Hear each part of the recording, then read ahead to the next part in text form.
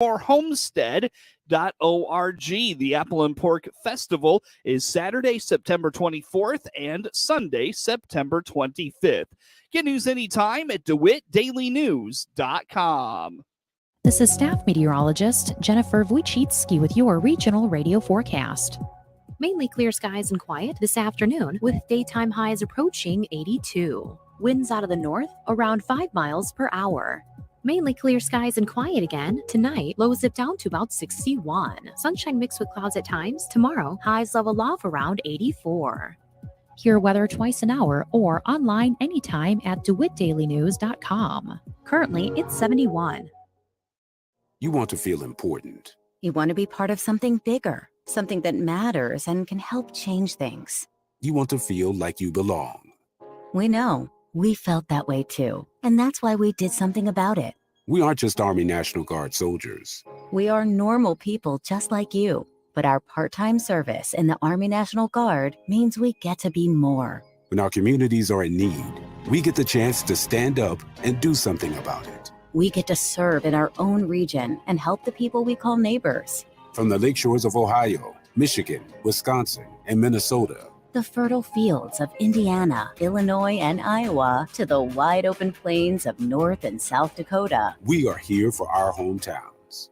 And together, we can make a difference. Take on your legacy. Visit NationalGuard.com to find out more. Sponsored by the Illinois Army National Guard. Aired by the Illinois Broadcasters Association and this station. Heartland Bank and Trust, with locations all across central Illinois, says congratulations to the area 4-H'ers that brought their animals, displays, and exhibits to this year's fairs. You've made all of us in the central Illinois community proud. Hats off to the local 4-H'ers for their hard work at this year's fair. From your friends at your local Heartland Bank and Trust facility, offering options for your life. Member FDIC.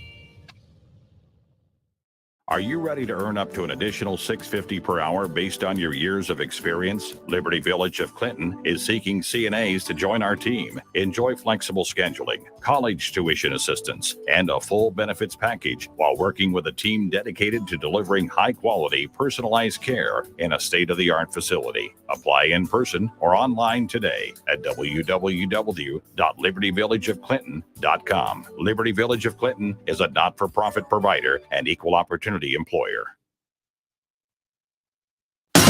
You're in Central Illinois. WHOW. Top of the morning. Thanks for being with us. I'm your host today, Seth Lawrence. The WHOW Morning Show is streaming to Facebook and YouTube. It's brought to you by Peterson Insurance, your Pekin Insurance agent in Clinton. Dr. Kris Kahler is the superintendent of Maroa-Forsyth Schools, my guest in studio this morning. Good morning, Dr. Kahler. Good morning. How's the first week of school treated you so far? It's been great having the kids back in school and having all the kids there. It's just been a great change this year to see that. Yeah. What's it like to walk into the building, no masks, limited, if any, COVID protocols? What's that like for you? You can just tell the teachers and the students are both much more relaxed. We've made it as masks optional. We have some students that are wearing masks, and the thing that we ask is that everybody's choice be respected, and that's been what I've seen so far when I walk the buildings in the elementary, middle school, and high school. And so it's been great seeing the kids starting off on a normal year. Yeah, for sure. Seems like a reasonable request to ask that decisions be respected, right? Yep, exactly. No doubt. Dr. Kahler, let's talk a little bit about, as kids get back to class, some exciting developments for them as they enter the school year. One-to-one technology. Talk about this initiative. Yeah, we've been talking about this for several years, and this year we decided we made the change and made the jump. We are second grade through 12th grade, one-to-one with Chromebooks. Second grade through fifth grade, they keep them at the school.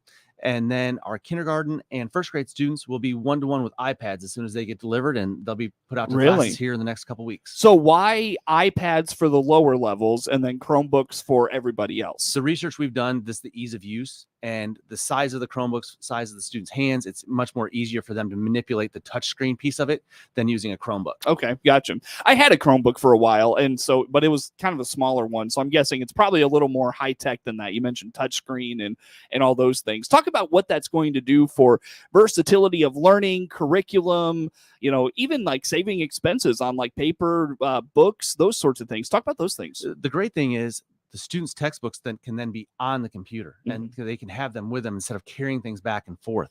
The other thing is, it's not just using the technology as a substitute for a worksheet. It's creating that collaborative learning time where students can use Google Meet, they can use Google Docs, and they can create documents that they're working on together at the same time. As we build our new building, we're putting up different kinds of not just Promethean boards in the classroom, but Google Cast TVs, so students can cast from their Chromebook up there, and they can be working in small groups on the same thing and see it up on the TV. And it's the Google Doc then shows on all their Chromebooks as they're working on it and developing those things together. Sure.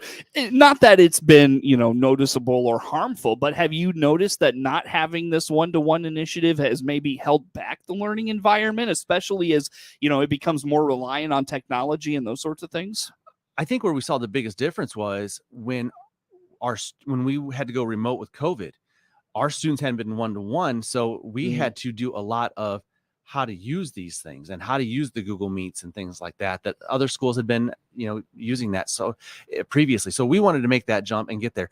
It's not that COVID made that decision for us, but it showed us that, we needed to set that. And when the federal government came out with the different grants, opportunities, we took advantage of that to get our district at one-to-one. Yeah. Talk about the financial commitment the district is going to have to make with this. Yeah. We purchased all the Chromebooks. We used federal grant money to get us started on that. Now that did not cover the insurance or the licensing. So we did have to charge parents for the licensing fees and that's just gonna be an ongoing fee that we do to keep that technology piece ahead of the curve. Okay. We don't ever want to get to a situation where we've got to replace every Chromebook the same year or every iPad the same year. We want to make sure that our students have solid technology that is current so that we're not falling behind. Well, and that's kind of a challenge of technology is that it's got to be replaced every, probably 3 years. I mean, given how quickly things advance. Yeah, we're looking at 3 to 4 years of replacement on those. So this was a big step, one-time purchase, and we're budgeting for that in the future so that we're always staying ahead of that. So it's not that we're going to be looking at too old of devices that these kids can't translate when they go to college or go to careers outside of our walls, so that they are always using what's the newest that we can provide them. How much development and training time did you have to do with teachers on this? We learned a lot through remote and through last year, and we've done some in-house training. But this summer we actually worked with LTC and Learning Technology to bring people in and train our teachers on more on Google and then the Google extensions and the Google apps. And then we're doing that again throughout the year. We're bringing in people at nights. And then we've created a year-long professional development plan that includes technology, social emotional learning to keep our teachers right now, we don't know what we need to learn. And so as we find out from teachers what else they need to learn, we can get that training into them. Yeah, sometimes you don't know what you don't know, right? Exactly. Yeah. So, Dr. Kahler, when it comes to technology, I've asked a lot of your peers about this as they introduce these things over the years. And, folks out there in the community may say, well, we got by with chalk and, chalkboards and all those things. Why do kids these days need all these devices and such? Talk about why technology in the classroom is so important, so vital in today's learning environment. We see it in any of the careers that our students go into. I mean, you even walk around through the construction site, every lead of the contractors is carrying an iPad on how things are going to be done together. They need to have that technology exposure as to get them ready for those careers. And some of those careers don't even exist yet. But if we can have that exposure, that flexibility, it's that learning agility so that they know how to learn technology, then they can be ready for those careers. Colleges are very dependent on technology, whether it's remote classes that are just because of distance learning, or it's just the way you set up the groups in classes to work now. they need to have that technology experience before they leave us, or they're behind when they get there. Sure. Dr. Kahler, as it relates to the ARPA funds, did those help at all in some of these developments? That did. That was part of it, but we also used the Electronic Connectivity Fund, which was another federal grant that came out to get some of them. But that we used those ESSER 3 funds for some of the training to get the teachers up on those. That was the big thing for us. Is putting the devices out there is one thing, but if you're not utilizing them to improve instruction, there's no reason to put them out there. Right. That's why we wanted to spend that money professional development wise, and not just a one time, but bring it back 4 times throughout the year. That way the teachers are constantly learning as well. One thing you mentioned I was curious about, you mentioned the fee that you'll charge parents for these going forward. Will it be solely on parents to pay for these? Like, will those fees be enough, or is the district have like a technology fund now that you'll kind of help to maintain? The district has a technology fund that will maintain. This is really paying the insurance. Oh, I see. Okay. And that way we can make sure that long-term we can keep those devices working well for their entire lifespan that we expect. It's no, we do not expect the parents to pay for that as a device. How do you save for that then going forward? Is that just part of budgeting now? That's just part of budgeting. Yeah. When you've got one-to-one, you just have to anticipate each year that you're going to have to replace a certain amount, and then you put that in the budget and know that the farther out in the lifespan, you're going to have to replace more so that you can keep ahead of that budget-wise as well. Sure. Dr. Kris Kahler, Superintendent of Maroa-Forsyth Schools, my guest in studio for this morning. Just quickly touching on the budget. I know the fiscal year wrapped up at the end of June, and we're into the new one. How are things looking at Maroa-Forsyth? Very well. We were able to increase our fund balances. We used our federal fund grants to pay for several things that we wanted to do, so the initiatives that we wanted, but we also used it to help protect those fund balances. Going through COVID, we had no idea what was going to come next. We're seeing the inflation now. There's always that fear of recession is next. So by having those fund balances strong, we're going to be secure moving into that. And if we hope we don't face another recession, but that way we can have those fund balances so that we can survive that. Yeah, talk a little bit about how inflation, possible recession impacts things. I mean, how do you plan for those? Costs are hard to figure this year. I mean, you're looking at commodity costs for everything from food to our building project, then the fuel for buses. All those costs are going up quickly.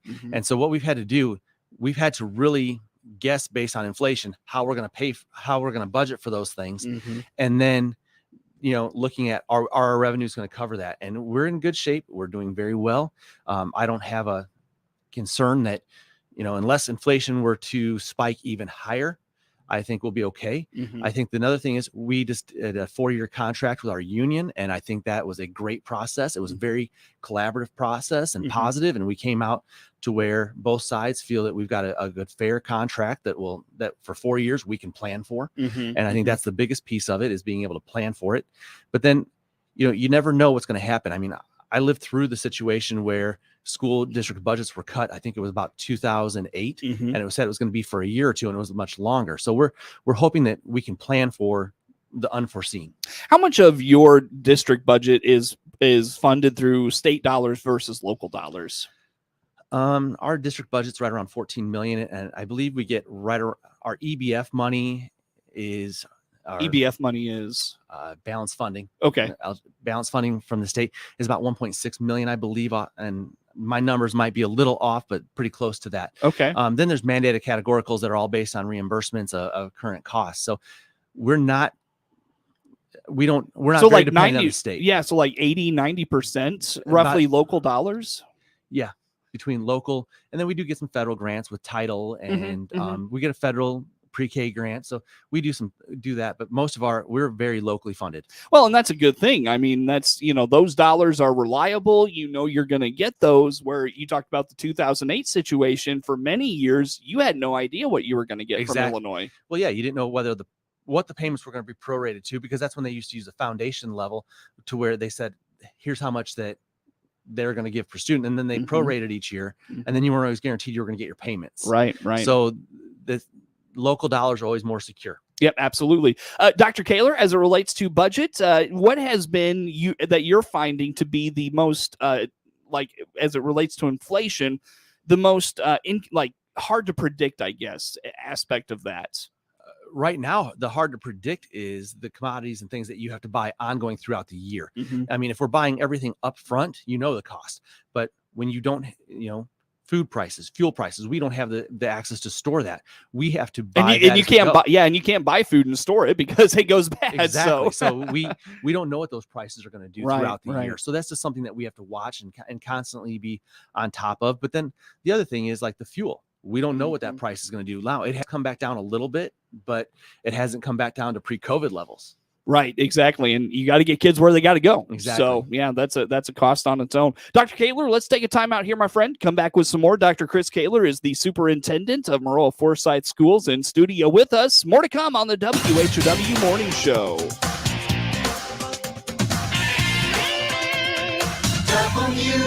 WHOW. Let's check the opening numbers now at the Chicago Board of Trade on this Tuesday. I'm Jim Taylor for the RFD Radio Network. Corn, beans, and wheat all starting the day higher. September corn, $6.52, up 18.5. December corn up 19 to start the day, $6.48. March corn, $6.54 3/4. Up 18.5. September beans, $15.47 1/4, up 20 1/4. November beans up 13 1/4 to start the day, $14.48 1/2. And January beans, $14.54 1/4, up 12 1/4. September wheat opening $7.80 3/4, up 10 1/4. December wheat up $9.797 1/4. And March wheat starting the day $8.13, up 8 1/4. September bean meal up $2.60, $4.63.10. And September bean oil $69.30, up 53 cents. Look at the opening numbers at the Chicago Board of Trade for this Tuesday morning. Jim Taylor, RFD Radio Network. We often use the term full service, but what does that really mean? This is Scott Baum from Baum Chevrolet Buick here in Clinton. Full service means we provide solutions for your transportation problems. We have 24 hours towing, collision repairs, engine maintenance, tire replacement and alignments, including wheel balancing. We're your problem-solving team. We pledge to listen to your car concerns and discuss your best options. BaumChevyBuick.com, right from the start. Clinton Save-A-Lot owner Dave Jackson here with a supply chain update. While we're working as best we can to keep our shelves stocked with the items you need and want every day, we're experiencing never-before-seen interruptions in product availability and delivery, both through Save-A-Lot and our direct suppliers. In most cases, they can't run their production lines due to the lack of workers, plus a shortage of truck drivers. Despite all that, we're working to keep the meat, produce, and other products you buy in stock and on our shelves every day. Your Clinton Save-A-Lot appreciates your business, and we hope to see you soon. Your friend in Central Illinois, WHOW. Once again, good morning. Thanks for being with us. I'm your host today, Seth Lawrence. The WHOW Morning Show is streaming to Facebook and YouTube, brought to you by Peterson Insurance, your Pekin Insurance agent in Clinton. Dr. Kris Kahler, Superintendent of Maroa-Forsyth Schools, my guest in studio for today. Dr. Kahler, folks drive down 51. They see all that building progress going on. It has really grown up over the summer. Talk a little bit about the latest. What's going on there? They've done a great job getting the building done, getting it on track. We are set for a February opening, so that's coming very quickly. I was in the building this morning. You're starting to see final painting. You're starting to see carpets going in, flooring going in, the final drywalls going up in areas. The painting in the gym is done. It's great seeing that project, how it's developed from November last year when we put our first precast wall up to now. We're enclosed. We've got the final painting going in. The cabinets are going up in certain classrooms. We're finishing the remodel in a high school science lab that will be state of the art for our chemistry students. So it's a great project, and it's going very well. Remind us what's going on. What all are you adding? What's the addition all about? All right, the addition, we're going to be tearing down our middle school. So the addition is actually a full middle school. It's going to have 2 gyms, an auditorium, and then the libraries connect. So it'll be one library that's already done, remodeled, and open for our students. In fact, our study halls are using it right now. And then next summer, the second phase of that, we're remodeling in the high school. Where our current cafetorium will be turned into a band room, practice rooms, choir room. And then what is our current band room and choir room now will be developed into a fitness center for our students. Oh, wow. Great. So expanding like the weight room and such. It's going to be a lot more of like the machines for the younger students, but then also some cardio equipment as well. That way our middle school have a fitness area that they can use that's safe for them. I see. Very good. So look forward to all that. Remind us total cost on this and some of the funding aspects of it. Total cost on it's going to be right around $33 million. And we did that at a referendum in March of 2020. And we're sticking very close to that budget. We're watching everything that we spend through this process to make sure we're at that level. We're doing some other projects tied to it. The turf is one of those projects at the high school. It's our turf is just at the end of its expected lifespan. So we're putting that new turf down. That should last about 12 years at least. And it'll be great because it's going to have the new updated graphics of our new logo, the different end zones, the shadow box numbers, the shadow numbers, so that it looks like it's got the three-dimensional. That project will start as soon as football season is done this year. So we're not just building the building, but we're also going to be doing some renovations in the high school. And our next step is looking at like the flooring in the high school, painting in the high school to make it look like one building, not two separate buildings. Yeah, that one that was added on to, right? Like you get that look sometimes. You mentioned the turf aspect of that, Dr. Kahler. A lot of people listening may say, what, new turf already? Talk a little bit about that life expectancy. And you were telling me off the air about, like it's not as expensive as maybe some may think. What's going on there? Yeah, the new turf, our turf is 11 years old. It's hard to believe, but that was put in quite a while ago. And its life expectancy is that, 10 to 12 years. And it's right around that 10-year mark. So we're past that life expectancy. It's held up very well. It's just starting to show its age. It's starting to shed the fibers, and we're starting to see where the panels have separated. The new turf that we're putting down won't do that. It's got a longer life expectancy. It's a little different turf. Instead of just being a single filament, it's actually a hybrid of a split film and the monofilament put together.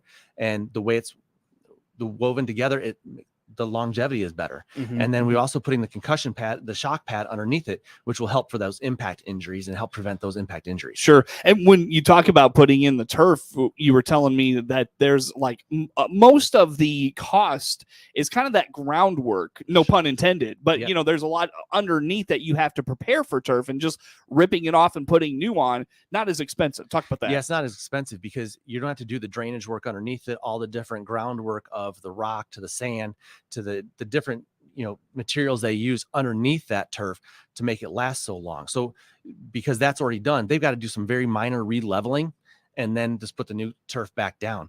And this is only, it's about a 3 to 3.5 week project once they get started. We're hoping for a very warm late fall so that we can do this in the fall and have it ready and set in place for track. Sure. When it comes to the cost of that, you mentioned it's getting tied in with that referendum for the new building fund. I know Macon County has the 1 cent sales tax. Is that at all a factor in the the turf replacement and facility updates, anything like that? So when we did the referendum, we actually, to our taxpayers, said we were going to set aside a certain amount from that 1% sales tax to lower the impact of that referendum on their tax bill. I see. So that was our goal. That's how we've tied that in together. And because our bond rating and our interest rates were so good when we did sign the bond paperwork, we're able to tie this project and the other projects in the high school into this bond. I see. Gotcha. So, and that's obviously the less of a burden you can put on the taxpayer through things like this, the better. So. Exactly. That's the goal we want to have the highest facilities and are the best facilities out there, and using that facility sales tax helps us do that and without putting all of it on just the local taxpayers. Sure. Any other buildings updates in terms of whether it's construction, whether it's summer of maintenance work? What'd you do this summer? There's always a ton of maintenance that happens in the summer. This summer, if anybody drove down Highway 20, they saw a lot of work being done at our grade school. We redid all of the shingles on that building. That building's 13 years old, and we're just having some problems with those shingles, so that it was a big project, but we got that done in early June. And so that's ready to go and squared away for this year. We're already starting to look at what projects will have to happen next summer. Part of that's through health, life, safety. Part of that's also just what do we want to update because it's starting to show its age. And like we talked about, the carpet at the high school is at that point now. Looking at the paint, what do we need to paint and make look sharp, so it does look like one cohesive building, right? Not a building and then a separate building that's disconnected. Well, and as you were talking there, it got me wondering: is there a long-term facilities plan, or will that be something you take on after this big renovation is done at the high school, middle school? That's going to be part of what we do after, because building it is great, but you have to have plans to continually upgrade and keep those facilities in top shape. And so making sure that we're constantly looking ahead, what's the next project. This grade school roofing project, we started working on that over a year ago to make sure we weren't facing supply chains, that it could be done during the timelines that we needed it done, so that we weren't going to be disturbing summer school programs. So you always have to be working that far ahead on those projects. Well, what do you like? The stuff you just mentioned seems kind of small and insignificant. Are there major things that need to be done in your facilities in the future? Yeah, and I shouldn't have said insignificant. I apologize. Yeah, Nothing is no. insignificant when you talk facilities. So it just, how do you budget for it, and how do you plan that budget over time? The grade school parking lots probably our big project next summer that's not related to construction. Related to construction next summer, we're going to be also remodeling some classrooms into a unit office. The old ag shop and old weight room that's at the current middle school will be turned into a bus garage. So that's remodeling that's going on there. That's a very big project. But we got to tear out the parking lot and get that replaced. So that at the grade school, that's gonna be part of it. Redoing the paving all around that so that we can park our buses at the new admin building. Those are all big projects. After that, then it's starting to look at, all right, what's the next thing that needs to be remodeled, or what do we need to do next for that? Another thing with facilities this year is getting rid of all of our old smart boards and putting in Promethean boards. Yeah, right. That's not a huge project, but that's something we face supply chain. Getting those in and then getting them installed has been an issue that we're facing. Sure. Dr. Kahler, I don't mean to cut you off. Got to let you go for the morning. Thanks for coming out and doing this with us. Thank you. That is Dr. Kris Kahler, Superintendent of Maroa-Forsyth Schools, our guest in studio. The morning show streams to Facebook and YouTube. Brought to you by Peterson Insurance, your Pekin Insurance agent in Clinton. WHOW. The Big 1520 WHOW Clinton, 92.3 FM, W222 BG Clinton, 106.